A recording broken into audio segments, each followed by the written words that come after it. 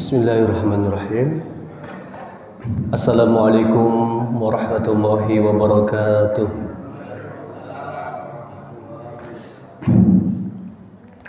Alhamdulillahi rabbil alamin wa bihi nasta'inu ala umuri dunya waddin. Wassalatu wassalamu ala asyrafil anbiya wal mursalin wa ala alihi wa ashabihi wa man tabi'ahum bi ihsanin ila yaumiddin. Allahumma la sahla illa ma ja'altahu sahla wa anta taj'alul hazana idza syi'ta sahla. Allahumma inni a'udzubika min ilmin la yanfa' wa min qalbin la yakhsha' wa min nafsin la tashba' wa min da'watin la yustajabu laha. Allahumma inni a'udzubika min haula'il arba'. Kaum muslimin yang berbahagia, Bapak Ibu jamaah yang dimuliakan Allah, bersyukur kepada Allah sore hari ini kembali Allah mudahkan kita hadir di majelis ilmu. Semoga jadi majelis yang mubarak, penuh berkah, banyak manfaat, diambil ilmunya, dimudahkan mengamalkan, dan semoga diberi istiqomah oleh Allah dalam beramal soleh. Amin.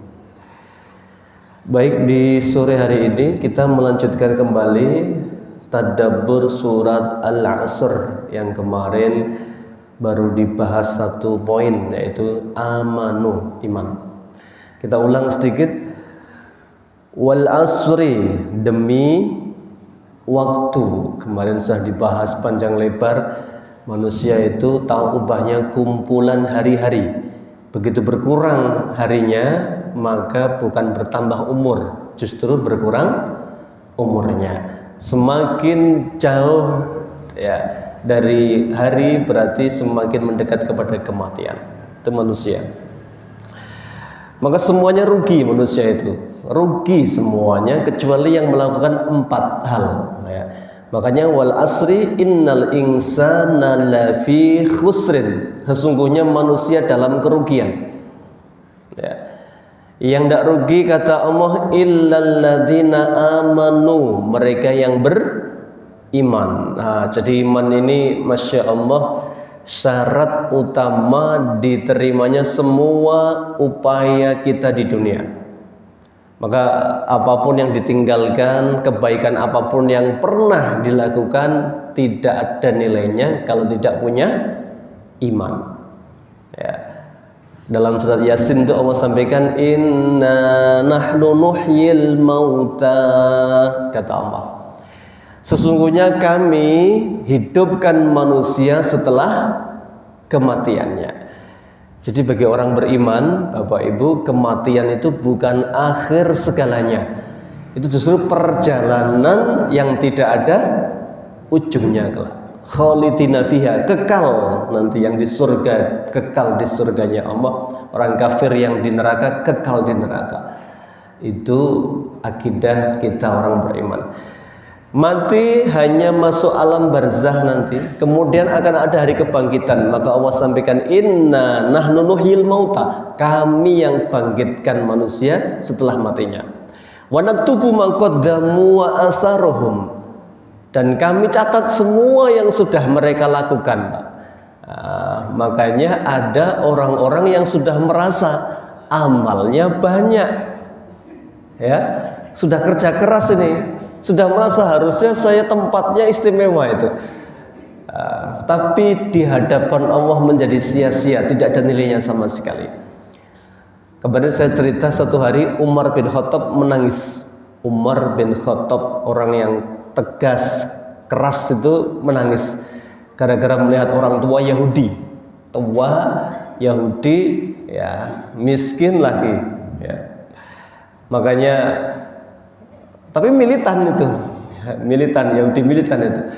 Maka Sayyidina Umar nangis, tanya, Anda menangis kenapa? Saya teringat firman Allah surat Al-Ghasyiyah. Hal ataka hadithul ghasyiyah wujuhu yawma idzin khashi'ah. Hari itu ada wajah-wajah tertunduk. Apa tertunduk itu? Ya, menunduk, menyesal, menangis Pak itu. Kenapa menangis? wujuhu yawma idzin khashi'ah. Kemudian apa kata Allah? Amilatun nasibah. Amilatun, mereka sudah bekerja susah payah di dunia, sudah merasa banyak mengumpulkan bekal, sudah beramal, sudah sedekah, sudah baik sama tetangga, sama masyarakat. Amilah, dia sudah berusaha menjadi yang terbaik ya. Tapi nasibah, kata Allah, sia-sia. Kenapa? Ternyata dia tidak punya iman. Nah, kemarin sudah dibahas ya, tetangga Nabi namanya Ibnu Jud'an, baiknya luar biasa, sedekahnya bagus, sosialnya sip itu. Dia tidak pernah menyatakan Islam di hadapan Nabi. Di saat sahabat-sahabat berbondong-bondong, orang-orang Madinah berbondong-bondong masuk Islam, dia enggak. Tapi dia enggak bergabung ke Islam pun tetap baik. Sedekahnya luar biasa, santunannya luar biasa, sosialnya tinggi banget, baik sama orang, lembut dan lain sebagainya. Begitu mati tidak bersyahadat, Aisyah nanya, ya Rasulullah, apakah semua kebaikannya bermanfaat untuknya di akhirat? Kata Rasulullah, la, tidak ada yang bisa menyelamatkan apapun amalannya untuknya di akhirat. Aisyah bertanya, lantas keadilannya Allah di mana? Allah kok kayak nggak adil, orang baik masuk neraka itu. Kenapa? Lam yakul yauma idzin rabbi Allah. Ibnu Jud'an seumur hidupnya belum pernah mengakui bahwa Tuhannya adalah Allah, dan tidak pernah mengakui bahwa saya ini adalah Rasul utusan Allah. Jadi dia percaya tidak, bersyahadat tidak, tapi melakukan amal saleh. Nah, ini Pak. Nih. Maka ini berarti kuncinya apa? Iman. Nah, iman ini akidah kita, akidah Muslim ya, yang Allah sampaikan di dalam banyak ayat. Wa may yabtaghi ghairal islami dinan falayyuqbala minhu. Siapa yang mengambil agama selain Islam, maka falan, di situ ada kalimat lan, sekali-kali tidak, yuqbala, diterima. Nah, ini sudah dibahas kemarin tentang mahalnya hidayah. Bahkan manusia paling baik namanya Abu Thalib, kurang apa baiknya? Sejak Nabi terlantar yatim usia berapa? 8 tahun diopeni Abu Thalib, bawa ke rumah, Pak. Nggak dibedakan dengan anak kandungnya. 12 tahun diajari bisnis, melalang buana ke berbagai negeri, ke Syam, Yaman. 17 tahun mandiri, ya. Mau nikah dimodali kurang apa-apa ini sama pamannya itu. Nanti ponaannya ini jadi nabi, usia 40 tahun, dimusuhi banyak orang, yang pasang badan siapa? Abu Thalib, Pak. Ya. Kalian berhadapan dengan saya kalau mau menyakiti ponakan saya Muhammad. Padahal Abu Thalib kafir. Rasulullah mendakwakan Islam itu ya. Itu sampai diboikot nanti tahun ke diboikot 9 mulai dari tahun ke-7 kenabian diboikot sampai 3 tahun diboikot. Boikot itu Abu Thalib masih pasang badan 3 tahun. Makanan dalam sirah nabawiyah itu sampai makannya aja pelepah kurma, ngenes, bahan makanan nggak bisa masuk. Itu 3 tahun. Yang membuat Abu Thalib sakit keras itu kan gara-gara diboikot oleh orang-orang kafir Quraisy. Abu Thalib nggak bergeming, Pak.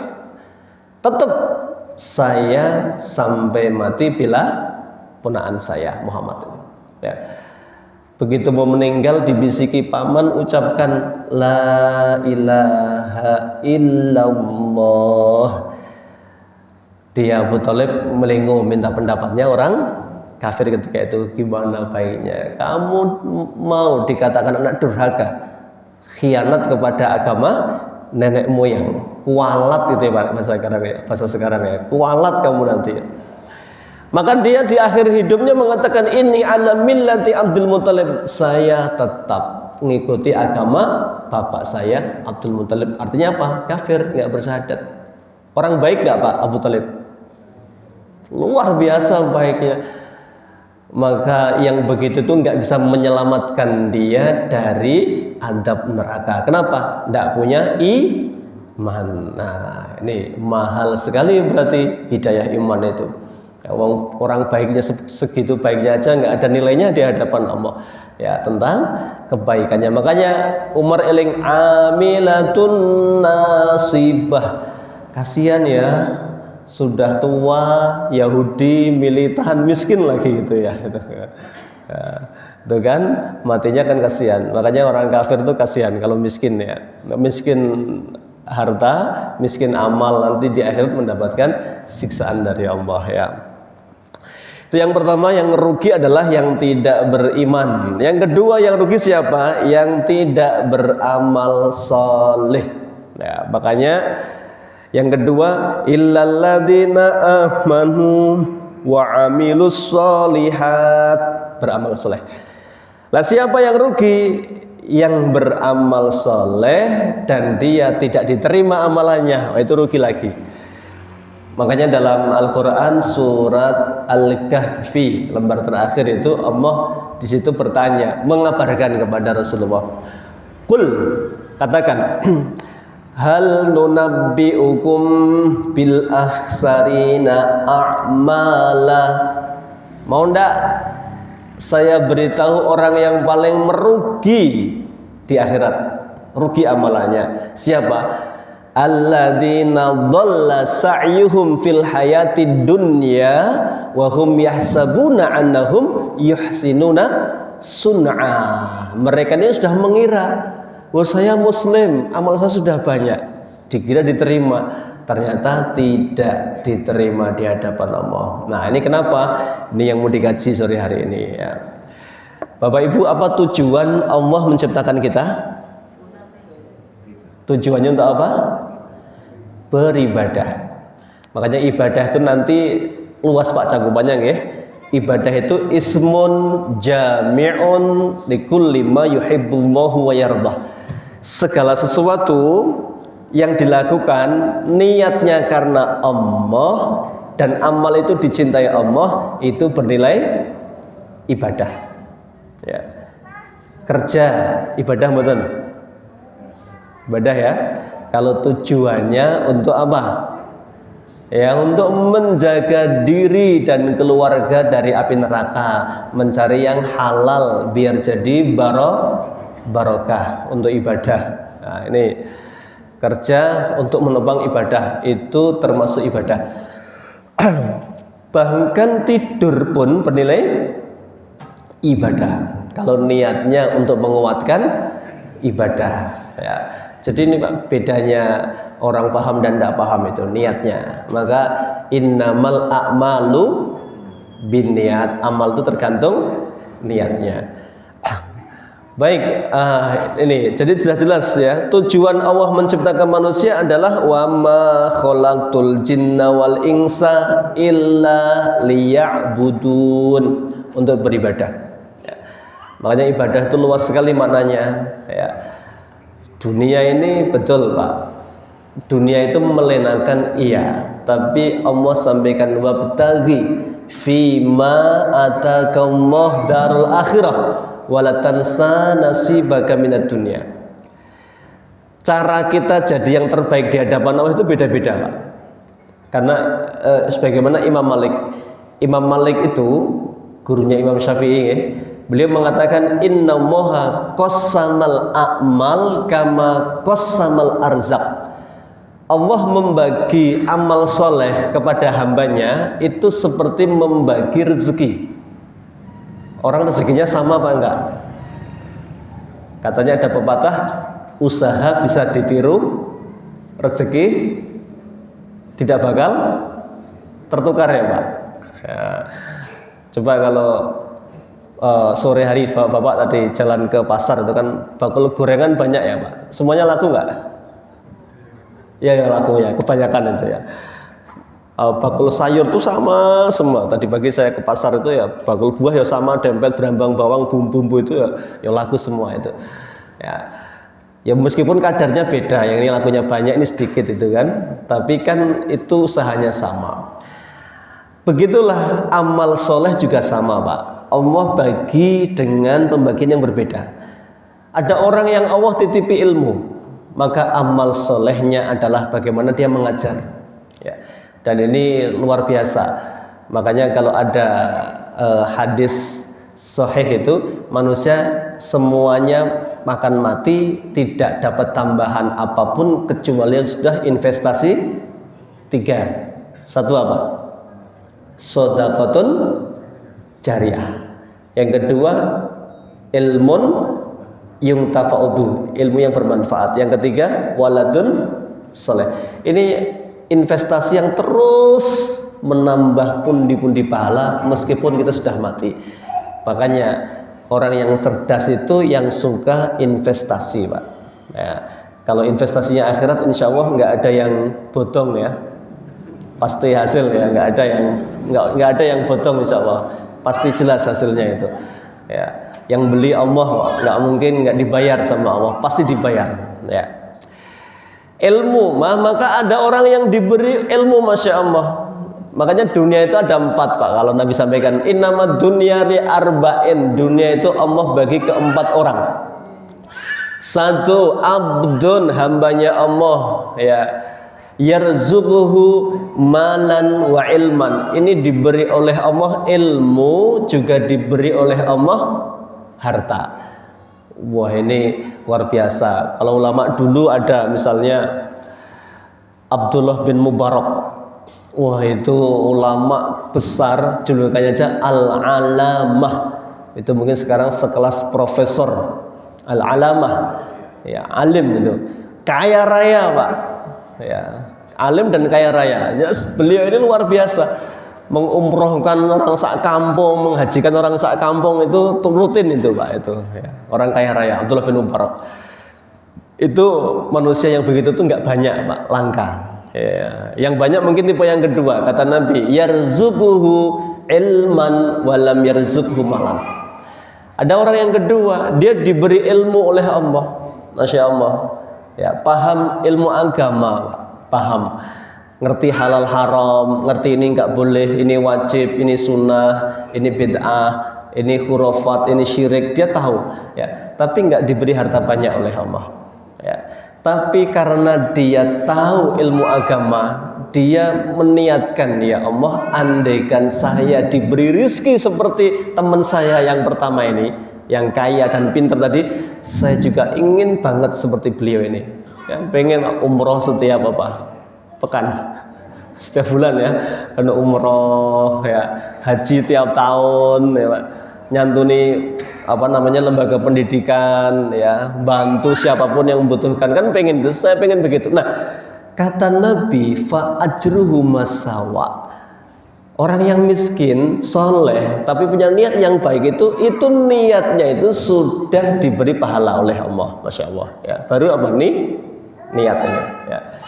Ada yang ketiga, abdun ini yarzuquhu malan walam yarzuquhu ilman.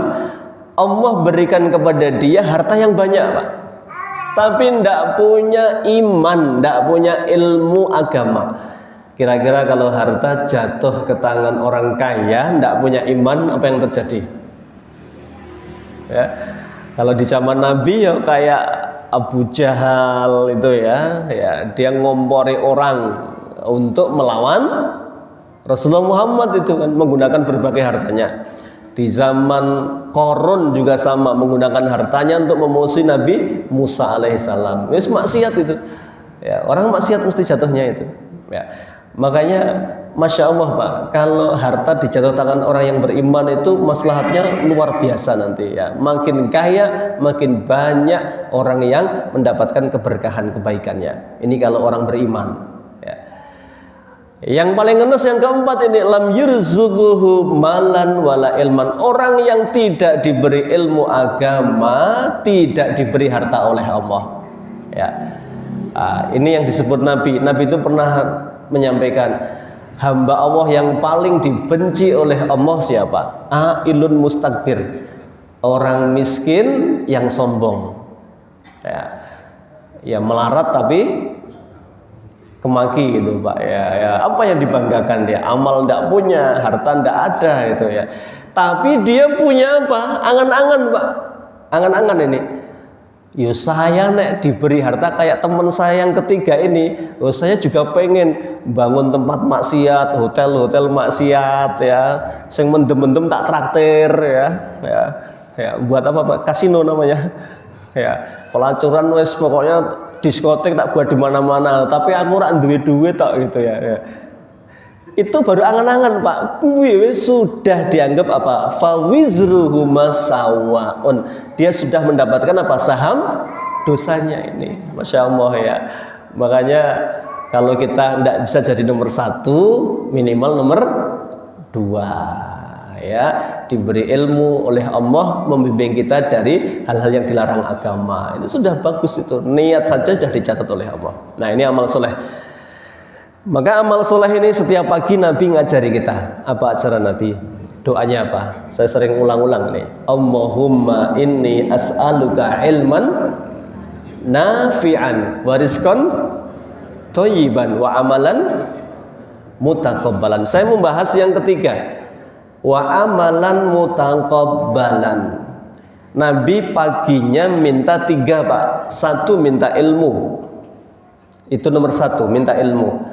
Ini isyarat dari Nabi bahwa ilmu itu jadi solusi untuk 2. 1, solusi kita bekerja. Karena kita kerjanya pakai ilmu, kita jadi ngerti, oh ini enggak benar ini. Oh ini enggak halal. Oh ini caranya enggak benar dalam Islam, enggak saya ikuti. Kenapa? Dalam agama saya melarang, meskipun menguntungkan hasilnya. Maka ada kaidah dalam bekerja itu. Darul mafasid muqaddamun ala jalbil masoleh. Ini ada di hadis nanti, hadis ke-9 dalam hadis Arba'in Nawawi. Nabi bersabda, ma nahaitukum anhu fajtanibuh wa ma amartukum bih fa'tu minhu mastata'tum. Apapun yang aku larang, jauhi jauh-jauhnya. Khamr itu nek sak teguk halal apa haram? Haram ya. Nek sak botol tambah haram ya. Berarti sedikit dan banyak sama-sama haram ya. Babi Pak ya, sedikit halal apa haram? Haram ya. Tapi berternak babi lebih menguntungkan dibandingkan beternak kambing. Ini ada Pak orang yang berangan-angan itu ya, berangan-angan. Saya ini sudah menghitung misalnya ini ya. Tadi jadi saya pernah dakwah di sebuah daerah itu. Tadinya bukan sentra babi, sekarang jadi sentra babi. Gara-gara tadi Pak, orang ngitung-ngitung tadi, melihara kambing setahun paling anaknya berapa? 2 Pak. 2. Ada yang 1 Pak. Jarang kambing 3, 4 jarang. Tapi melihara babi berapa anaknya? 9, 10, 12 ya. Banyak sekali. Melihara kirik juga gitu Pak itu. Wahung itu. Wahung itu tergantung apanya ini? Mohon maaf ini. Apa? Air putingnya itu, ya, susunya itu, ya itu. Ya babi juga sama itu. Dengan durasi yang lebih cepat, anak lebih banyak, lebih menguntungkan mana? Babi Pak itu. Makanya meskipun menguntungkan itu, ada kaidah darul mafasid muqaddamun ala jalbil masalih.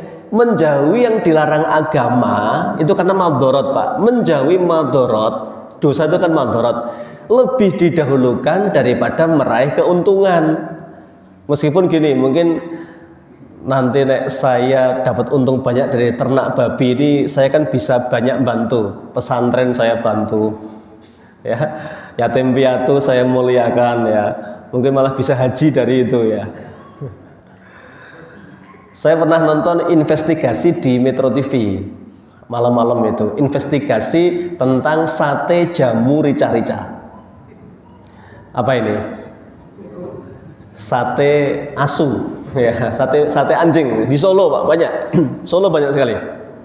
Saya hidup di Solo mungkin 2002 sampai 2017 mungkin, cukup lama. Setiap pekan hampir sana. Itu mudeng dunia sana itu ya.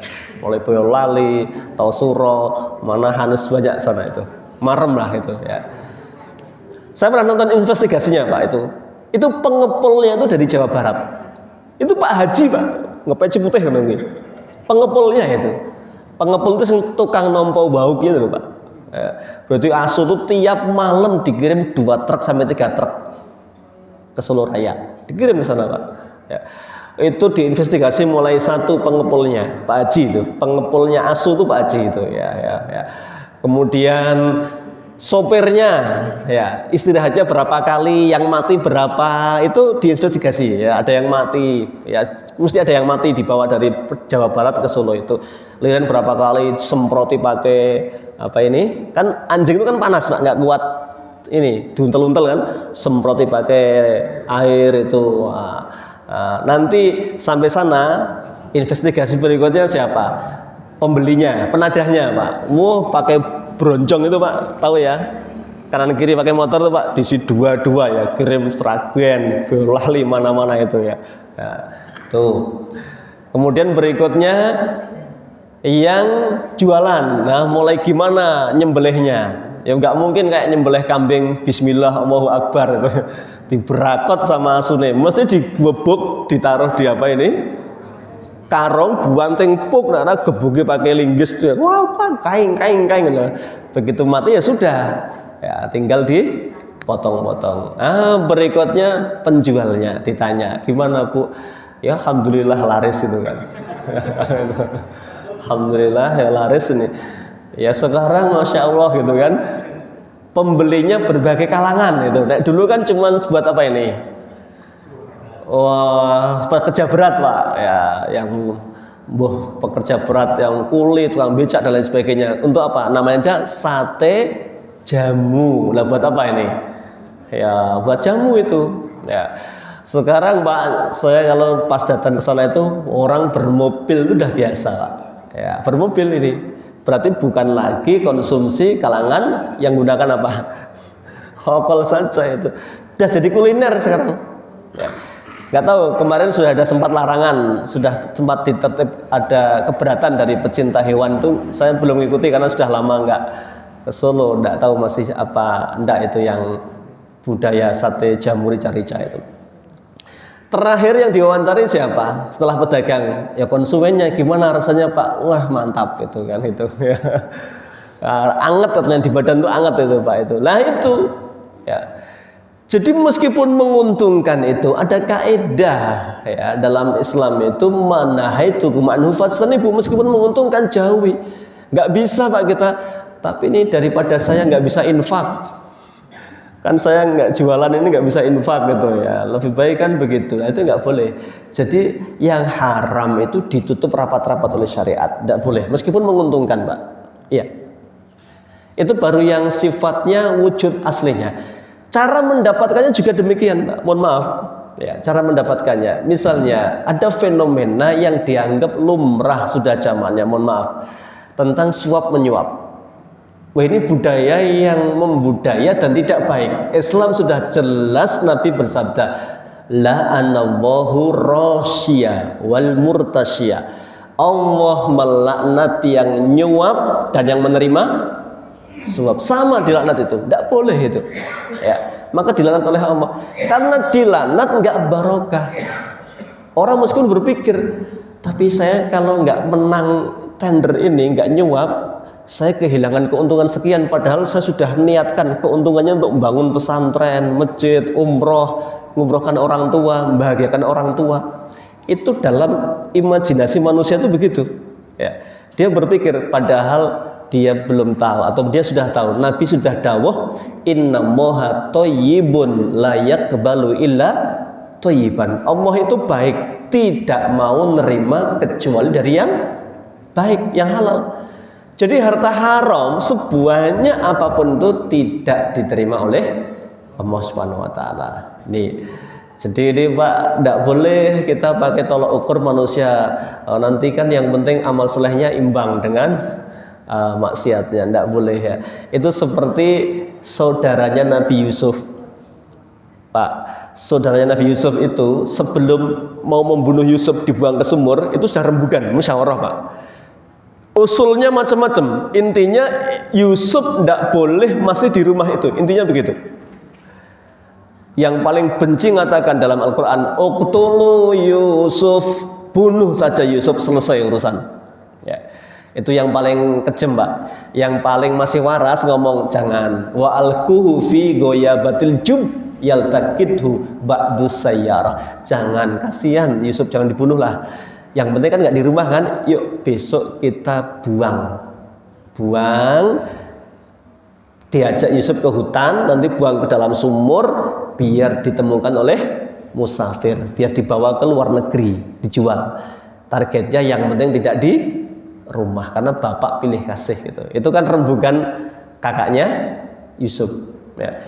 Kemudian masih ada yang waras Pak. Wah, kasihan, nanti kita dosa loh. Nah, nanti gini, yang penting Yusuf kita buang dulu atau dibunuh dulu, habis itu kita taubatan nasuha sama Allah gitu. Nah, itu sudah rencana itu Pak. Sudah rencana di Quran itu. Kita maksiat dulu, jahat dulu, nanti kita tobat bareng-bareng itu. Nah, itu kan sama Pak. Dodol babi rak popo, yang penting badine nggo sedekah gitu. Kan itu ya. Kan begitu ya. Wis rak popo ya, haram-haram enggak apa-apa. Yang penting bisa ngumrohkan orang tua seneng ya. Kita kan berbakti. Bukan begitu cara berpikirnya, karena Islam sudah punya rambu-rambu ya. Yang haram jauhi sejauh-jauhnya, nggak ada rusuhnya. Haram itu hanya ada rusuhnya kapan? Nah, ada kaidahnya di sini. Apa kaidahnya? Ad-daruratu tubihul mahdurat. Dalam kondisi terpaksa, yang haram menjadi halal. Yang haram menjadi halal terpaksa. Ayatnya mana? Buka surat Al-Maidah ayat 3. Famaniturra fi makhmasatin ghaira mutajanifil li ismin fala isma alaih, kata Allah. Famaniturra, siapa dalam keadaan terpaksa, dalam keadaan kelaparan yang sangat ya, fi makhmasah, lapar banget itu, wis 3 hari nggak makan mungkin ya. Dia tidak ada niatan melanggar syariah, dia terpaksa saja, maka fala isma alaih, dia makan babi nggak apa-apa, minum khamr nggak apa-apa, makan bangkai nggak apa-apa, makan semua yang diharamkan nggak apa-apa. Itu darurat, taruhannya nyawa. Tapi nek saya mangan asu mau taruhannya nyawa betul nih. Mau pengen tok ya, maka tidak boleh ya. Nah, biar orang tidak menganggap saya kan terpaksa, diaturlah kaidah berikutnya. Apa kaidahnya? Ad-daruratu ya tuqaddaru biqadariha. Darurat itu harus diukur dengan kadarnya. Nah, berarti dia secukupnya, nggak sampai masuk terpaksa sampai gelegean ngantek tuh gelegean, nah baru wah enak ya. Nyetok, siapa tahu nanti nggak ada makanan lain itu ya. Itu nggak darurat Pak. Darurat itu cukup. Ini sudah apa? Wah, bisa jalan lagi, sudah bisa nyambung hidup. Ya udah cukup itu. Ambil istighfar. Karena ini hakikatnya nggak boleh. Itu namanya diukur dengan ukuran yang pas menurut syariah. Nah, ini Pak. Jadi sama Bapak Ibu. Mari baca pinten. Kurang 10 menit selesai pengajian atau maghrib? Maghribnya ya, berarti pengajian 7 menit lagi ya, insyaallah. Tentang terpaksa. Nah, terpaksa itu aturannya jelas Pak. Kalau dalam kondisi tidak ada yang ideal. Misal ada obat-obat yang menyembuhkan, tetapi oleh syariat ulama beda pendapat. Saya contoh aja deh. Cacing sudah diyakini oleh banyak orang menyembuhkan sakit tipes. Ada tilung, ada Ada yang pil, ada yang semacam-macam gitu, ada yang kapsul ya. Ya, Tilong itu saya pernah ke pabriknya di daerah Telatar ya, pabrik jamu Tilong. Jelas bahan dasarnya adalah cacing. Ini ulama itu beda pendapat, Pak. Sebagian mengharamkan karena itu khobais. Allah sampaikan dalam Quran, wa yuharrimu alaihimul khobais. Allah haramkan yang menjijikkan, itu menjijikkan, diharamkan oleh syariah. Sebagian mengatakan karena nggak disebut oleh Allah secara definitif namanya, itu dihukumi mubah, boleh, apalagi untuk obat. Kalau memang itu diuji secara klinis menyembuhkan. Nah, jadi ya sudah, karena beda pendapat ya sudah, saling menghargai. Ya, kalau mau hati-hati, kalau masih ada obat yang halal, lebih baik ngambil yang halal. Itu aja syariat itu. Lebih baik begitu daripada mengambil yang ada yang mengharamkan tadi, meskipun ada yang menghalalkan itu. Ya. Memang kadang begitu, Pak. Saya punya buku di rumah masih, Majalah Hidayatullah. Majalah Hidayatullah. Judulnya gede banget tuh, 2014-2015 itu ya. Ketika itu bahas vaksin, belum COVID, Pak, ini 2014 ya. Vaksin, jelas MUI mengatakan vaksin haram, tapi boleh. Nah, bingung nggak? Haram tapi boleh. Nah, bukan haram tapi halal ya. Haram tapi boleh. Nah, haram tapi halal ngawur nih. Haram tapi boleh. Kenapa? Vaksin itu di tahun itu ya, Pak. Saya sudah tidak tahu tahun sekarang. Mau vaksin apapun yang untuk anak-anak dan sebagainya itu masih pakai media kera dan babi, di situ ada keterangannya itu ya. Jadi dikatakan haram, tapi kenapa boleh? Belum ada alternatif yang halal. Jadi darurat bahasanya begitu ya. Ya. Sampai kapan? Sampai ditemukan yang halal. Itu contoh aja. Nah, akhirnya kalau ada orang yang nggak mau vaksin karena hati-hati, yaitu pilihannya ya, karena dia meyakini ya ini daripada masuk benda yang haram saya nggak aja, ya nggak apa-apa, itu bagian dari keyakinan. Adapun yang ini meyakini nek nggak divaksin mandorotnya lebih gede, anak ketularan campak, polio, cacar dan lain sebagainya, ya itu pakai MUI itu nanti.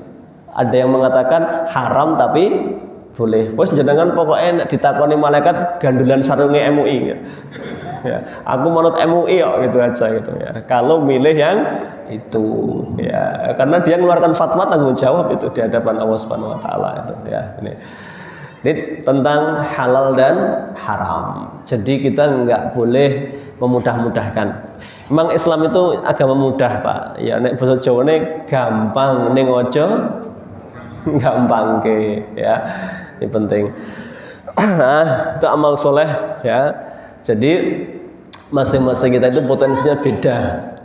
Yang dianugerahi ilmu, maksimalkan ilmunya, jelaskan yang benar, wajibnya apa, sunnahnya apa. Yang haram dijelaskan, ini tugasnya ahli ilmu, jelaskan, jangan sembunyikan. Banyak orang akhirnya nggak ngerti halal haram karena yang punya ilmu menyembunyikan, Pak. Nggak berani bahas ya, sehingga orang-orang kasihan nggak ngerti, oh ternyata itu haram ya. Contoh riba saja, riba itu nggak perlu fatwa sebenarnya, Pak, riba. Jadi fatwa itu sesuatu yang tidak ada dalilnya aslinya di Quran itu. Ya, makanya berfatwa itu. Misalnya Quran sudah mengatakan wa ahallallahul bai'a wa harrama riba, jelas itu. Allah halalkan jual beli, Allah haramkan riba. Kenapa banyak orang yang masih nyaman dengan riba? Bisa jadi belum tahu. Kenapa nggak tahu? Yang tahu nggak mau memberi tahu, bisa jadi begitu. Makanya yuk yang diberi ilmu amanah, sampaikan ilmunya dengan cara yang terbaik, bukan menyalahkan tapi mendoakan, memberitahu dan mendoakan semoga ada solusi yang masih riba ya, semoga segera dilapangkan dadanya oleh Allah menerima bahwa itu memang tidak baik, syariat mengharamkan, kan begitu ya.